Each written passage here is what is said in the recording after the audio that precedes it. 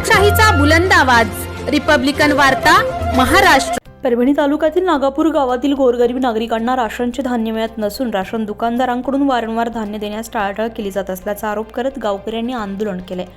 गावातील नागरिकांकडून राशन घेण्यासाठी पावत्या काढून घेतल्या जात आहेत आणि त्यानंतर लाभार्थ्यांना धान्य वाटप केले जात नाही असा आरोप गावकऱ्यांकडून केला जातोय आणि त्यामुळे संबंधित दुकानदारांचे लायसन रद्द करावी अशी मागणी करत गावकऱ्यांनी आंदोलन केले। यानंतरही राशन न मिळाल्यास गावामध्ये तीव्र आंदोलन उभारण्याचा इशारा देण्यात आलाय।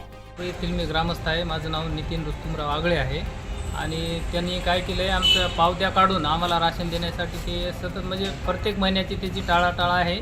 त्यामुळे आम्ही जिल्हाधिकारी माननीय जिल्हाधिकारी कार्यालय यांना निवेदन देऊन की त्यांना निलंबित करावं अशी विनंती तिथं करण्यात आलेली आहे आणि 3 दिवसात म्हणले आम्ही तहसीलदार साहेबांना लेटर काढून त्याची चौकशी करून त्याला निलंबित करून टाकू।